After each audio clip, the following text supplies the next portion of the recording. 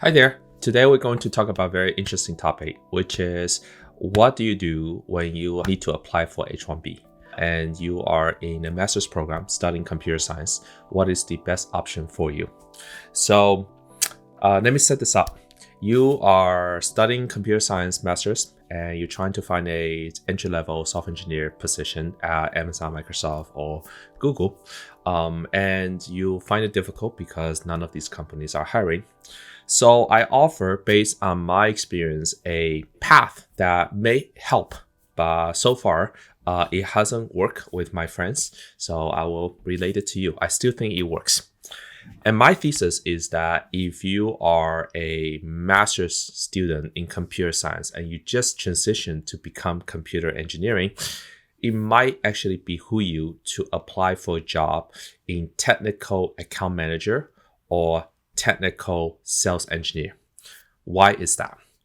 Well, if you have a degree in computer science, master's, the courses you take do allow you to get an H1B because H1B dictates that whatever you study is applicable to your future job. Don't quote me on it, but you can check with your attorney. So it satisfies the H1B condition. Secondly, when you apply as a computer science master's, you are quote unquote overqualified for the technical account manager position and the technical sales engineer position. And thus, it's very easy to get in. The third pro of doing so is that when you do that, your career trajectory is going to be amazing, especially if you work at a YC-backed startup or a Series B or Series C startup. Why is that?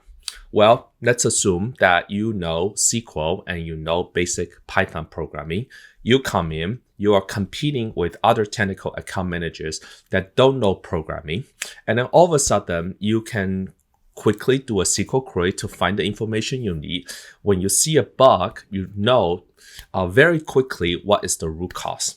That makes you stand out. That makes you accelerate your career trajectory. These are all the pros. To give us some examples on how people succeed in fields that they are technically overqualified. Some of the best people that succeeded are, for example, the chief revenue officer in HubSpot was a software engineer that graduated from MIT. And other very good sales leaders that were previously engineers. Now, they got into this field because of necessity, because they were co-founders or they were the first employee and they kind of step out and lead sales. I'm saying you can manufacture that career direction even though you are needing H1B. Now, what are some of the cons of doing this? One of the cons is that you are going to start off in a lower salary band than your fellow classmates. So your fellow classmates are going to get a $200,000 total compensation package from Amazon or Google, and you are getting $120,000. Now, if you couldn't find a job by going directly to Amazon, then you actually zero. So you're taking kind of the middle ground there. But that's the counterpoint to that calm is that because the worst case is you're getting with zero, the best case you're getting with 200K, and this is the path that ends up with $120,000 of total compensation. That's like the only con. The other con is you may feel like why do I spend all this time? My parents, took me out to the States to study computer engineering, and I end up with a non-technical job, quote unquote. And I'm here to say to you that that's just an illusion, and you're not gonna hear my kind of advice or this kind of advice on the 1 acre, those like student websites that teach you how to get a job. Finally, I will say the other con you might think is you are not going to get that kind of high compensation for the rest of your career. That is definitely a myth. That's 100% not right. That's because let's say you join as a software engineer at Amazon and you just converted into computer science, right? Like 3-4 years ago. You're going to struggle between T3, level 1 and level 2, and you're going to be there for 5 years. Like this, and then it's going to take about 5 to 7 years before you become a senior engineer. Well, if you take another domain, such as, technical account manager or technical sales, you're going to go on a huge trajectory run that in the same 5 years, if you choose engineering, you're going to be in level 2, which is about, $300,000 of compensation. But if you choose sales, you're going to end up with about level 6 or level 2 and level. So there's the T4 and the T6. So you're going to be at a 6th band. And that compensation is very, very similar. It's almost equivalent.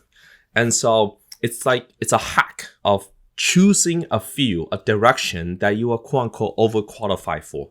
You go in, you are always exceeding expectations. You get promoted really fast. That's because you are technical. And so I gave this advice to multiple people now, and I also see some of them do not implement this advice. And so I thought to myself, why is that? I think that people don't implement it because of ego. I want to be in the best league, and I want to be in the best, the highest level. And I feel like, it's really, really difficult to be technical and smart and, whatever. And so I want to choose the profession that fits me. I have so much pride that I don't quote unquote want to go down level. And I'm here to tell you that that's a myth, that don't succumb to that myth. That some of the best companies and some of the best careers are basically using your talent. And by the way, there's nothing to say, one career is better than the other career. It's all about interest and passion and what you're good at. And I'm saying that if you are a software engineer that likes talking to people, likes solving problems, likes kind of like giving advice to friends, you should not really be a software engineer. You should go into sales and revenue and so on. Some of the best CEOs are all product managers. And the way you become a product manager, by the way, you can start with customer-facing jobs, such as account management or sales. And then you learn that side of the equation. And you also have a technical background. It's okay that one day maybe you want to become a software engineer, go for it. But once you understand the front end and the back end, front end meaning customer facing, and the back end means like engineering and product, you actually have a much more holistic idea of how the company works. And that actually allows you to become a director, ultimately much, much easier than someone that started with engineering. That's 100% my opinion. But I think people have almost a short-term view of how they grow their career, that by starting the highest level, they think that that's going to give them a head start. But sometimes you want to start at the level kind of below that in terms of compensation. The compensation, gave people an illusion that the highest compensated job is always the best. It's not. Okay? So that's what I will say.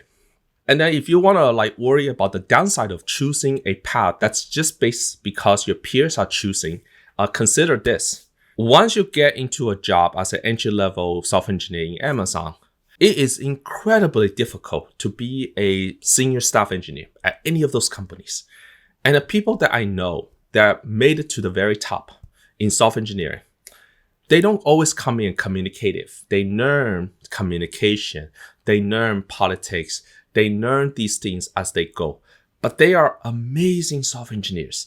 I was not a great engineer. I was good enough to get to staff level, but I was surrounded by friends that when I just look at them, I'm like, yeah, there's no way I can compete on this field. And so what I did was I chose a field that I thought I could quote unquote dominate in, which is real estate. And so, does real estate require the same kind of intelligence and, sharpness, technical chops as engineering? No, I think real estate is an easier field, but it requires things like communication, decisiveness, seeing through people and seeing the nuances, how people communicate. And that's very much like technical account management. That's very much like sales. That's very much like customer facing things. And by having that skill set and having the technical chops from your master's degree, you are going to set yourself on a much better trajectory to eventually exceed all these other people that are just purely technical. So don't limit yourself by applying to just the technical jobs after you graduate. Try to find a job that has the intersection of fulfilling your H1B duties, H1B requirements, and is the best kind of way to enter the corporate job that will pave the way for a much more fulfilling career. So thank you so much for watching. Let me know if you agree with that, or is there anything else that I missed in my analysis. And so thank you so much for watching. Have a nice day. Bye-bye.